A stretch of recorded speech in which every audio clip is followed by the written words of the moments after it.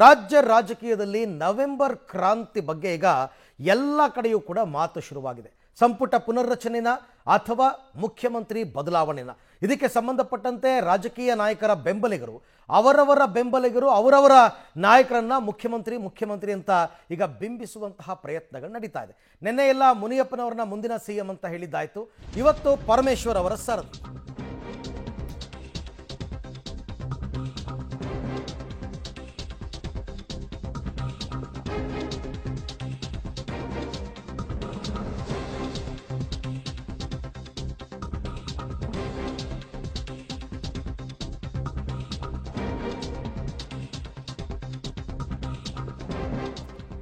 ರಾಜ್ಯ ರಾಜಕೀಯದಲ್ಲಿ ನವೆಂಬರ್ ಕ್ರಾಂತಿ ಪಕ್ಕನಾ ಅಂತಕ್ಕಂಥ ಪ್ರಶ್ನೆ, ಅದು ಸಂಪುಟ ಪುನರ್ರಚನೆ ಆಗುತ್ತಾ, ಬದಲಾವಣೆ ಆಗುತ್ತಾ ಅಂತ ಕಾಂಗ್ರೆಸ್ ವಲಯದಲ್ಲಿ ಶುರುವಾಗಿದೆ ನಾನಾ ರೀತಿಯ ಚರ್ಚೆ.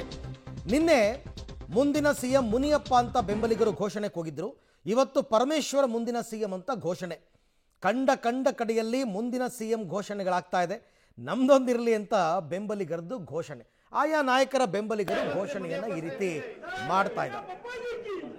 ಮುಂದಿನ ದಲಿತ ಮುಖ್ಯಮಂತ್ರಿ ಮುನಿಯಪ್ಪ ಸಾಹೇಬರಿಗೆ, ಮುಂದಿನ ದಲಿತ ಮುಖ್ಯಮಂತ್ರಿ ಮುನಿಯಪ್ಪ ಸಾಹೇಬರಿಗೆ,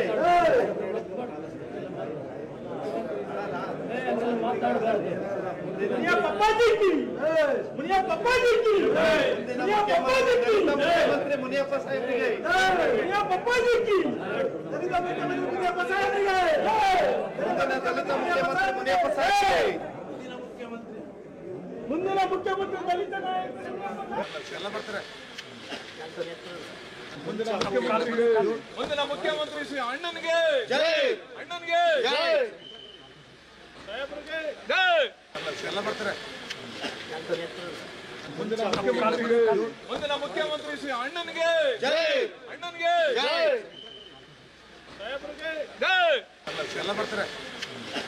ದೃಶ್ಯಗಳನ್ನ ತಾವೀಗ ಗಮನಿಸ್ತಾ ಇದ್ದೀರಾ. ಒಂದು ಕಡೆ ಮುನಿಯಪ್ಪನವರ ವಿಚಾರದಲ್ಲಿ ಮುಂದಿನ ದಲಿತ ಮುಖ್ಯಮಂತ್ರಿ ಮುನಿಯಪ್ಪನವರು ಅಂತ, ಮತ್ತೊಂದು ಕಡೆ ಇವತ್ತು ಪರಮೇಶ್ವರ್ ಅವ್ರದ್ದು. ಯಾವಾಗ ನಾಯಕರಲ್ಲೇ ಒಂದು ಕ್ಲಾರಿಟಿ ಇರಲ್ಲ ನಾಯಕತ್ವ ಬದಲಾವಣೆ ವಿಚಾರದಲ್ಲಿ, ಸಂಪುಟ ಪುನರ್ರಚನೆ ವಿಚಾರದಲ್ಲಿ, ಅವಾಗ ಬೆಂಬಲಿಗರು ತಾನೇ ಏನು ಮಾಡ್ತಾರೆ? ಸೊ ಅವರ ನಾಯಕರನ್ನ ಮೆಚ್ಚಿಸಬೇಕು ಅನ್ನೋ ಕಾರಣಕ್ಕೆ ಆ ರೀತಿ ಕೂಗ್ತಾರೆ. ಇದು ಬೆಂಬಲಿಗರ ಹಂತದಲ್ಲೇ ಇದ್ದರೆ ಅಂಥ ಏನು ಪರಿಣಾಮ ಬೀರಲ್ಲ.